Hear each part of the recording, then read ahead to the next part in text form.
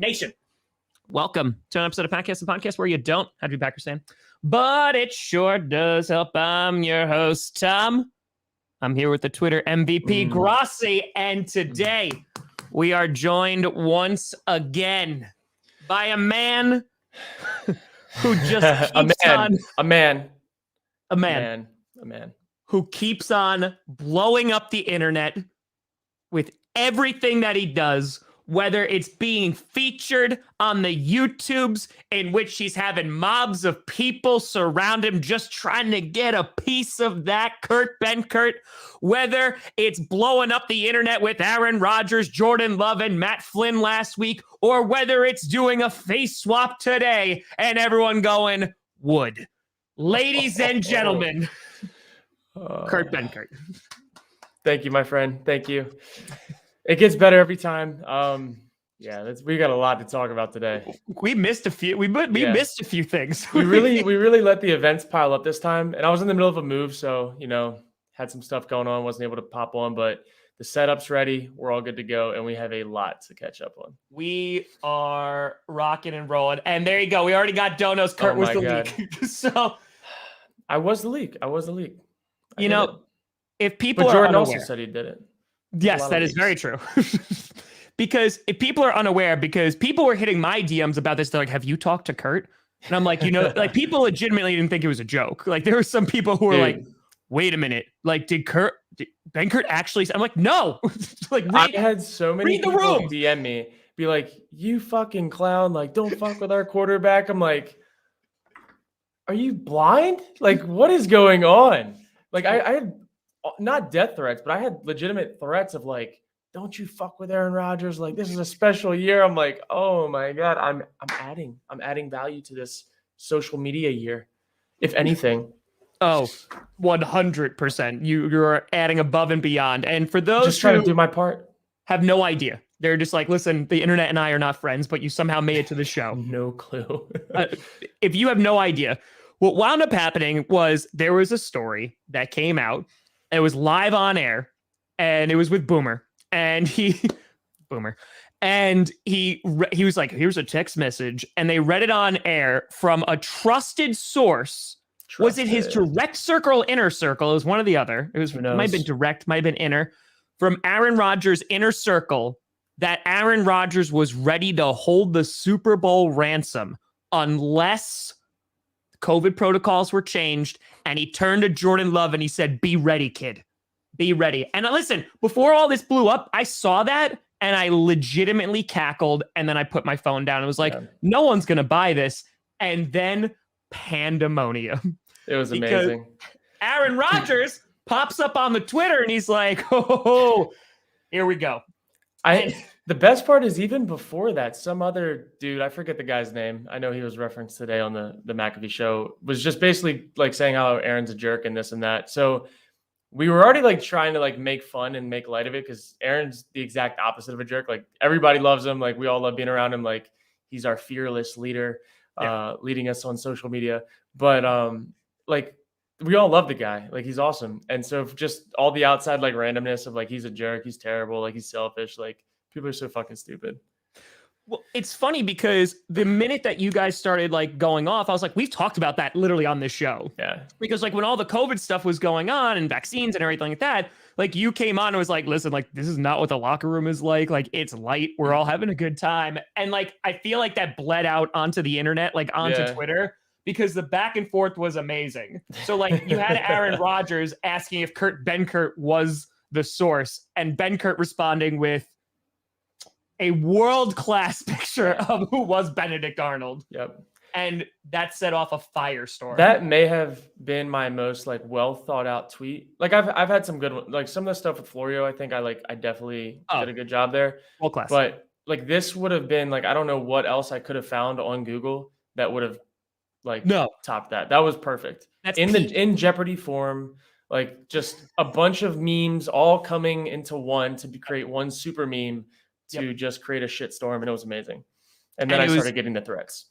Yeah, it was incredible too, because you were going in, Rodgers kept responding to you. Jordan Love came in with an amazing tweet as well, like about him being the source. And it just, he talked about this on McAfee today, but it was just like the insanity that this was actually given like any credence whatsoever because of how insanely stupid the story was. You know, I think what it is, like why people even gave it the time of day is because people think that Aaron's like some way that he's not. Like just because of stuff they see on social media that's twisted and everything is always against him. So people will find any like far out of left field thing about him and like say, it's Aaron, so it could be true. Like this is not who he is. Like in a lot of the things that just circulate around the interweb. Yes, and that one definitely circulated 1,000,000%. But I think it was interesting because we've seen a lot of stories about members of the Packers, especially Aaron Rodgers, considering how friction-filled this season has been with Aaron going on Pat McAfee and saying things that people disagreed with and all the whole 9 yards. And I thought it was just very interesting that like Aaron chose this story and was like, "Oh, I'm going off. Like we're going to take this joke and we are going to run with it until it's like beaten into the ground." And it was just phenomenal to watch. Oh yeah, we weren't like any chance that we could squeeze any bit out of that story. We were definitely gonna like that thing. It was gonna go for a while. It was a good time. So is that one of those things where it's like, hey, there's like a QB like group chat that it's just like, listen, like we're going in.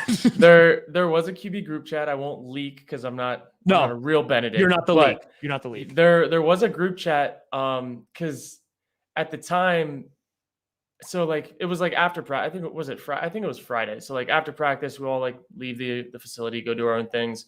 I think I'm like eating dinner or something or whatever. I'm hanging out with the family. So like I pop on for social media like for a second, then I'm off, and then like it's kind of periodic. And then once things got going, I was like, "Hey Sam, that's my wife." I'm like, "Hey, I don't know how to explain this right now, but I really need to be on social media. Like this is timely." And then Jordan wasn't seeing any of it yet, so that's when the group got started because he wasn't on social media at all. So we're like, "Hey." Like check social media, and that's basically where it all went. I feel like J-Lo doesn't go on like Twitter a whole lot, like, or at least he's not posting a whole lot. So like I thought it was even better like when he came in because he tweets so infrequently. Oh yeah, he's not he looks, but he's not like a big talker or like big tweeter. Like he's lurking. Jordan lurks. Yeah, Jordan definitely lurks. Yeah, Jordan definitely lurks. Phrasing. But yeah, so like I love how you had to talk to your wife. You're like, "Listen, I have to be on Twitter right now. Like this is part of the job." And it was worth it. It was totally worth it. Totally worth it. So just to continue on the social media train, so you had that going on for you, and then today you posted a different type of content, Kurt Benkert. I got a broad spectrum of content that I'm casting a in the wide archives. Net.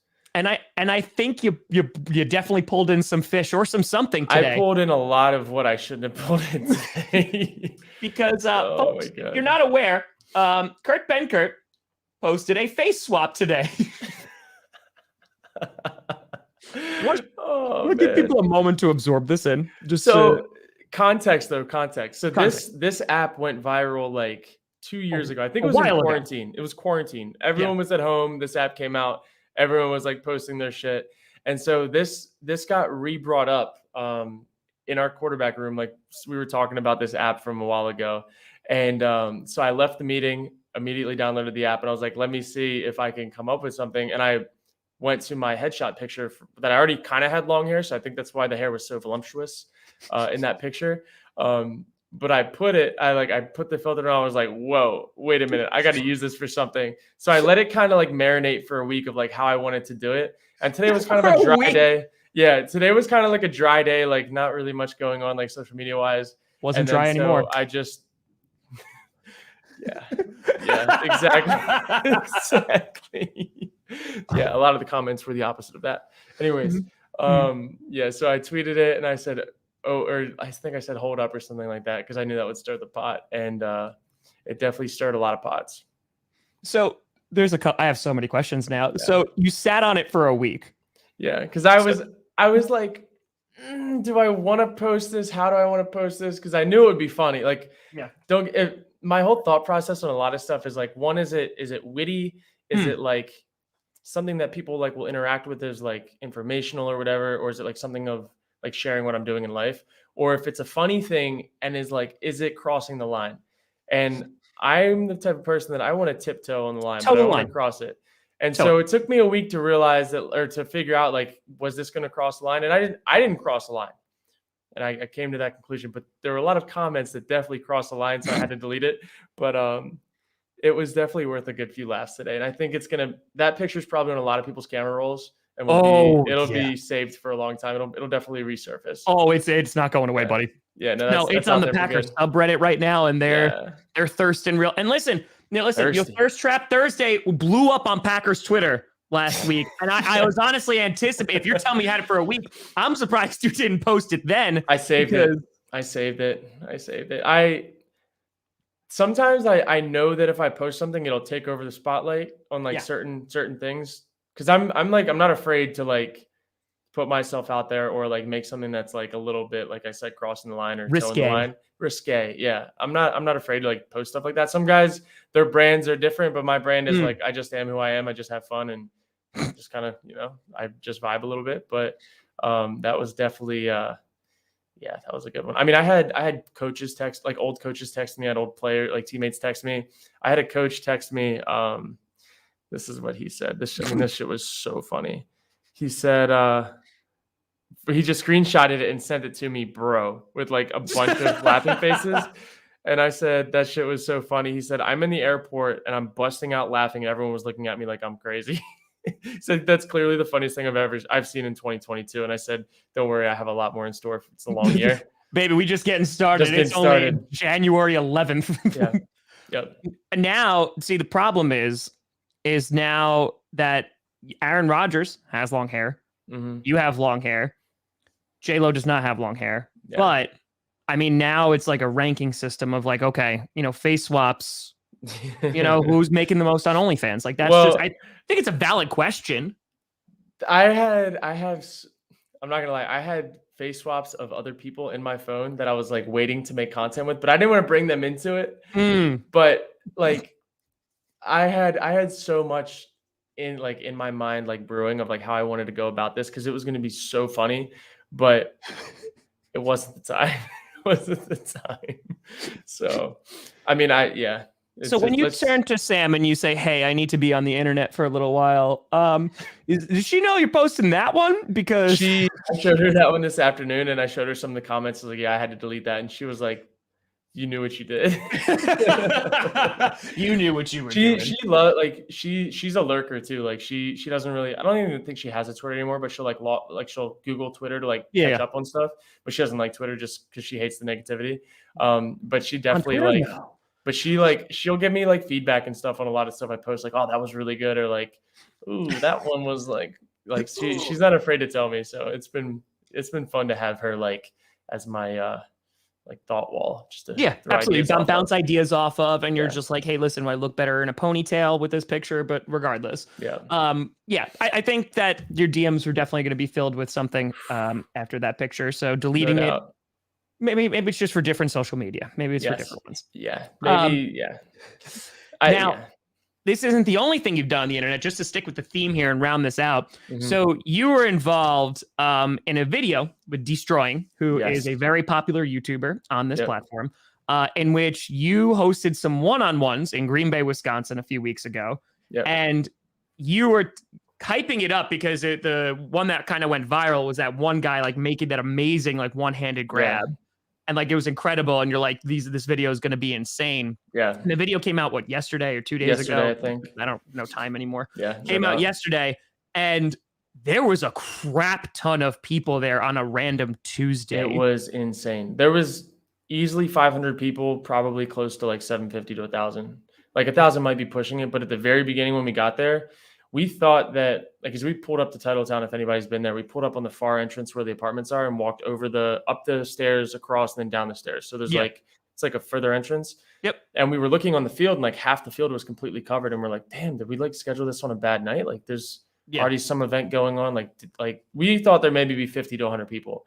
And when we heard screaming and yelling, we realized it was for us. And it was like, whoa, like we completely underestimated what this was going to be. Like, we needed security. And next time we do it, we're going to have security and like taped off stuff. Cause I mean, it it was like a Project X meets like football, backyard football fun. Like it was crazy. Like the amount of DMs that I got, like just reading through was like, it was so cool to hear how appreciative the kids were, because like there's not much going on in Wisconsin up here like that. Like nobody comes up here to make videos and all this stuff the kids are into now. I had some parents reach out to me like, my son just came home from this, and like I just wanted to thank you so much. Like it's the coolest thing that's ever happened to him in his life. Like that's awesome. Shit like that was like, damn, like I want to do more of this stuff. And it started from a DM between me and Destroying. We followed each other on TikTok, and we made like similar videos in the off season to each other, but he's a lot more like, he's way more organized and everything. Sure. But he was like, hey, like, you think if I got up there, like we could like get some people together, do something cool. And I didn't even want to advertise it as one-on-ones, because it really wasn't like a competitive thing. Like there was snow on the ground, like very little space. Sure.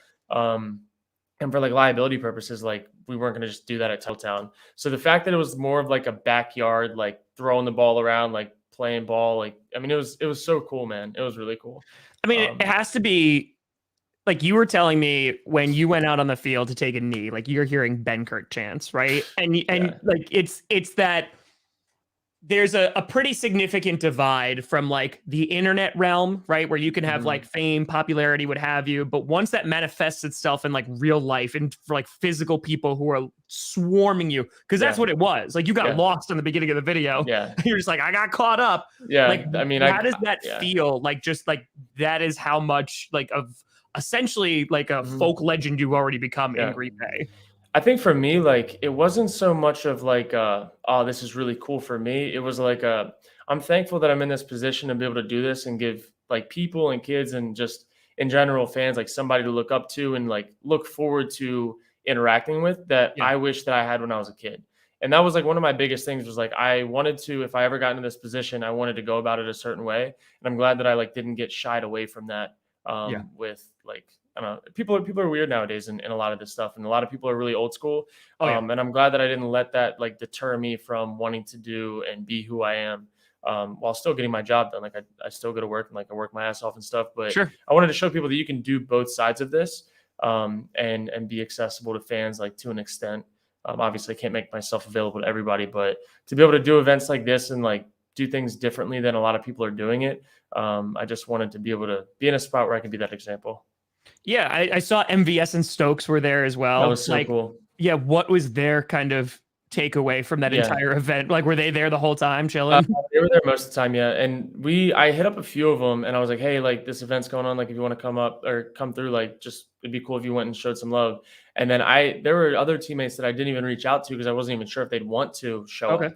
So like we had like maybe 8 teammates total, and it was just cool, like that they came out to support what like Destroying and I were doing on their own time. Like it was their off day too on Tuesday. Like, but again, like a lot of guys, they're like, hey, yeah, we saw it on social media, and we're like, whoa, like this thing's like nothing's going on in Green Bay on a Tuesday night like this. Yeah. So to have my teammates come out because they think it's cool, like reaffirmed to me that like even like the kids, like how cool they must have thought it was. And like, I mean, I wasn't even gonna throw in this event. Like I was just trying to like hang out and chill with the people. Sure.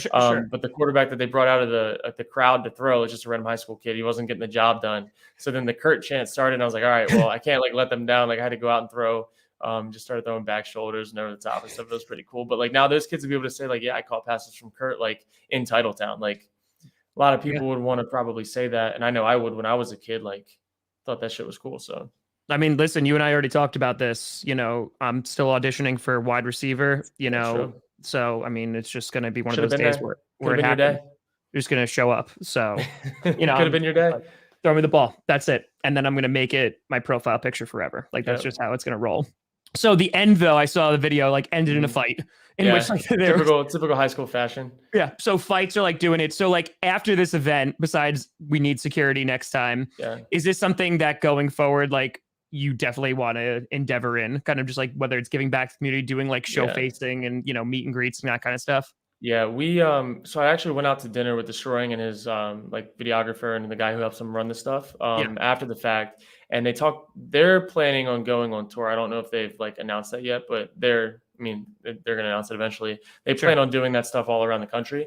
Nice. And they talked about like they want to fly me in whenever I'm available to be the one that throws for these events. Nice. To kind of hit like one person that can actually throw, but also like a celebrity figure that can come in and bring more to the event. So That's I awesome. could definitely see it being something that I do like from time to time, is like a pop in, like just come show some love, make some content out of it, and go to some cool cities. So it'd be a fun off season thing.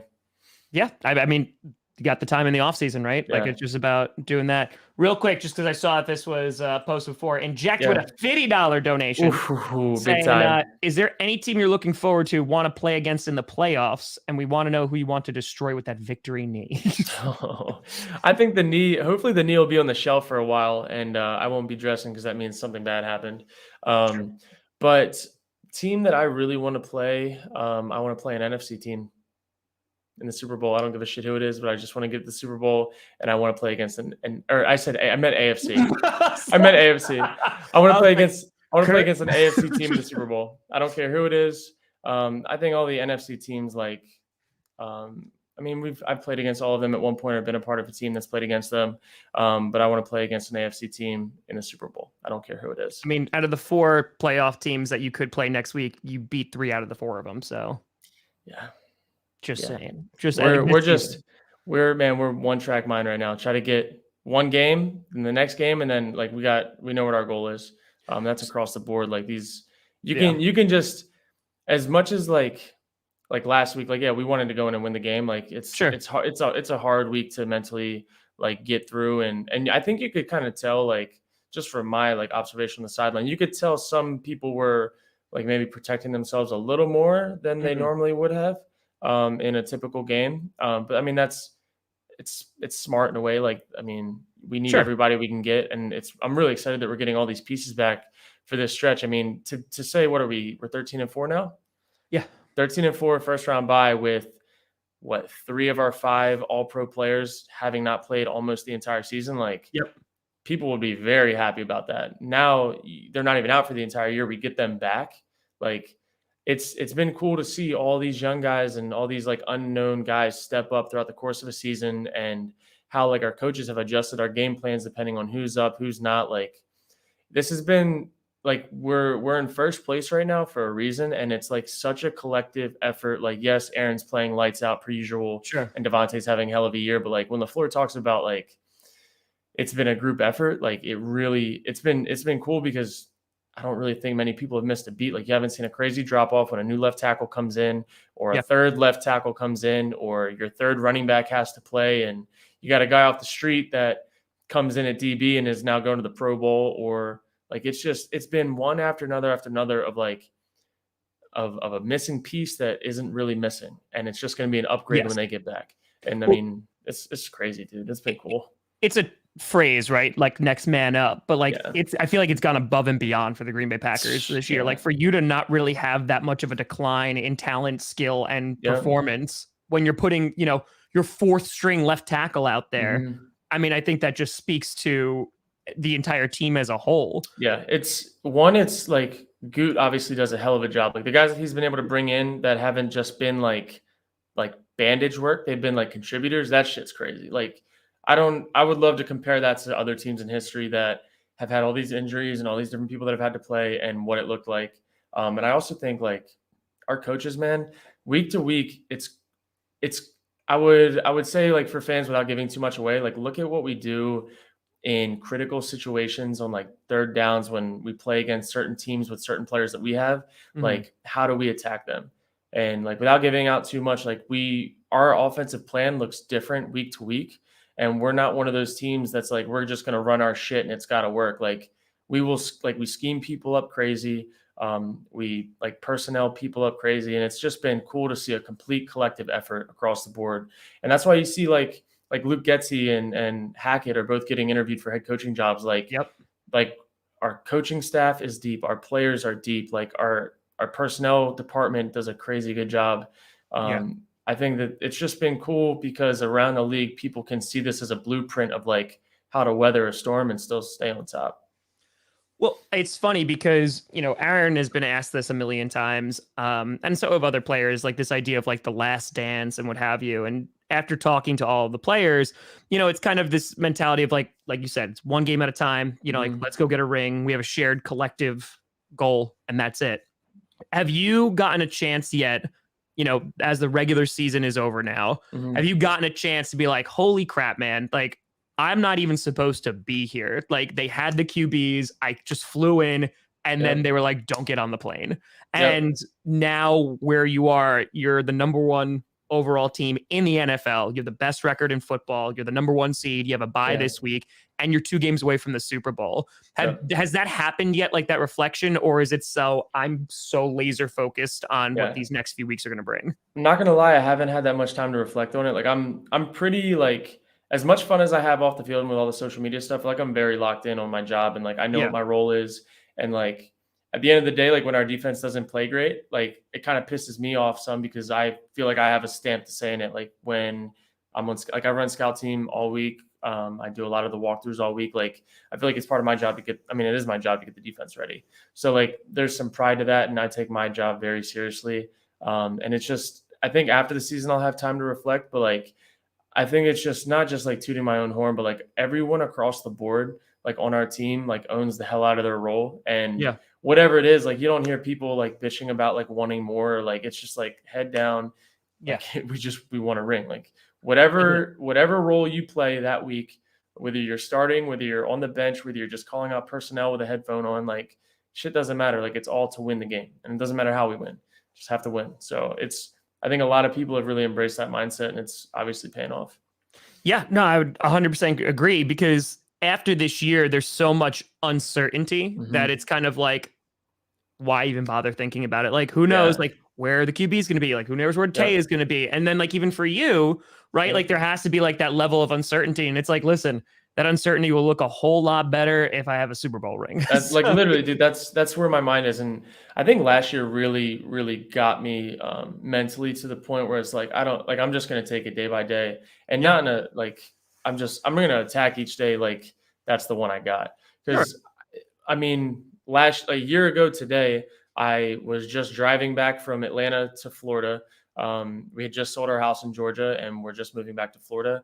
I had just re-signed my futures deal. Matt Schaub had just retired, and I'm sitting pretty at number 2 in Atlanta.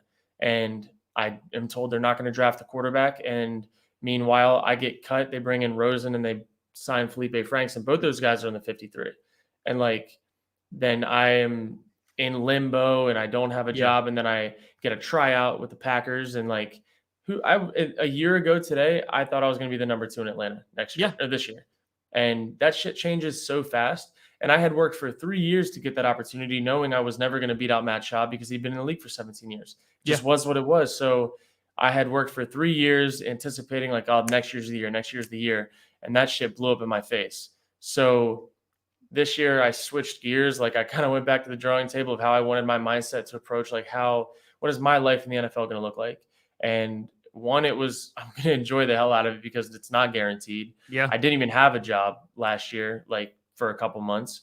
And it's really changed me. So this year, man, I've been all in, like just what does today look like? Trying to have fun that day, how to do my job that day, like just enjoy the people I'm around, because our staff's going to look different next year. Like obviously our team's going to look different.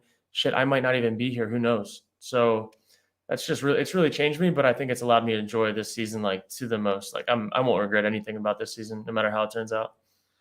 Yeah, no, because at that point, you know, like best laid plans, right? It's you could plan for X, Y, and Z, and I'm going to be here now, and I'm going to be this guy. And then what happens if that doesn't work out? Like you put all your eggs in there, and now you got no basket. So you're like, well, I guess I'm screwed now. Like that's not viable. So it's a matter of, you know, just take it as it comes. And I think you've done a great job of doing that. And this past week, there was a lot of talk because it was, you know, is Aaron Rodgers going to play? How long is he going to play? You know, the starters, what have you. And I think it's always this interesting, would you rather have a bye or would you rather just like play straight through? Yeah, listen, Falcons dropped the ball. That's so funny. Like, man, Favre it worked out well for Favre. Worked out well for Favre. And hopefully it can work out like 5% as good as that for me, at least. Exactly. Walk away with some bling. That's great. Yeah. So for you, first of all, as soon as I went live for Sunday's game, people were like, is Benkert active? Like, is he activated? Like, is he gonna be playing? So they were chanting your name in the chat. They wanted. I appreciate the love. That's what they wanted to say. But the thing was, there's that mentality of, you know, do you want to stay hot? and go and just like keep on playing, week to week to week. Obviously we're getting guys back, for injury, and that's huge. Bakhtiari's back, and Myers back, and Jair and Z and what have you. What has the preparation been like for this week? Because technically it's a bye week, but I have to imagine there's no real bye week. There's no real bye week. We had off today and yesterday like normal. Had to lift either of the days. So I got mine out of the way yesterday, but it's going to be Wednesday, Thursday, Friday practice. I didn't see that one. Oh yeah, he's a huge Saints fan. Oh my God, that's so funny. You hate to see it. Tough luck, buddy. Tough luck. But we Wednesday, Thursday, Friday. It'll be a shortened day because you don't have like a game plan that you're preparing for. Like, got to know who we're playing first to get our game plan together. We'll probably have some things in store like that we want to work on conceptually, but quicker days, but still get on the grass, like get moving. Don't want to have that feeling of coming off a bye because it's not what it is. It's a coming off of a recovery week, not from a bye. It's like it's sharpening, recovering, and getting ready to go in this run.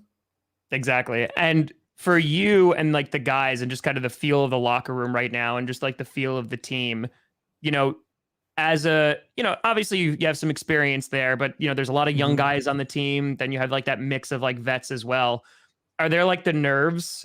Do you think that's kind of like permeating through the locker room, or is it just like, nah, like let's just go win this crap? Because I feel like in the beginning, the first episode we ever talked about, it was like, we don't care. This is the goal. I think Amos came out and said he's like, we have an opportunity to do this again. Like we're the first pick, the first overall team. Like we have a shot at redemption here. Like let's go get it. Like is that just the thing that's the only thing that matters right now? Yeah, I would say like I don't know if it's so much nerves as much as like an anxiousness to get this thing going. Like it's go time, and I don't think nervous about it is the way to put it, but I do think like there's some like anticipation of like, let's get this thing rolling. It's time to go. And people talk about it a lot. Like regular season's one thing, and then once you get to playoffs, like that intensity, like the locker room feels a little more sharp, like a little different. Everything about how things go is a little more like, because you could be packed up and sent home this week, or you could in a couple weeks be in the Super Bowl. Like it's a very and the margin of error is so small. You're playing against the best teams in the league, so exactly. We fortunately like have played against really good teams this year and have come out on top. And we obviously haven't lost a home game, knock on wood. Like we had things set up for us, and we're getting we're getting players back at the right time. It's all there for us to go do. We just got to go do it.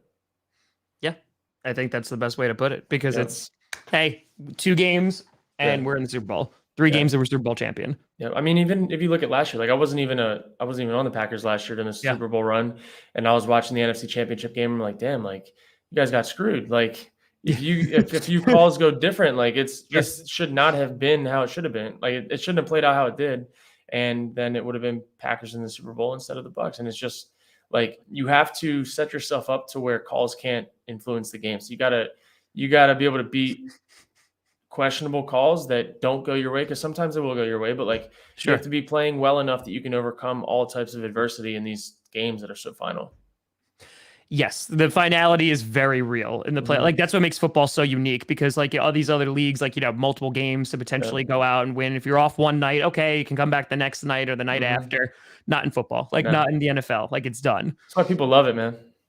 It's fantastic. But Kurt, I hope that this recovery week is very recovering from you. I hope your DMs have recovered after the craziness that has been these past 2 weeks. And hopefully, we'll have you on again, and it's when you're making your plans to LA to go to the Super Bowl. Love it. Let's get it, man. I appreciate you. I appreciate it as always. Tell the people where they can find you and all the things that you do. Yeah, Kurt Benkert across the board. Twitter, Instagram, TikTok, all of it. Appreciate it. Nailed it. But folks, thanks so much for watching. I'm Tom Grassi. And as always, go Pack, go. Go Pack, go.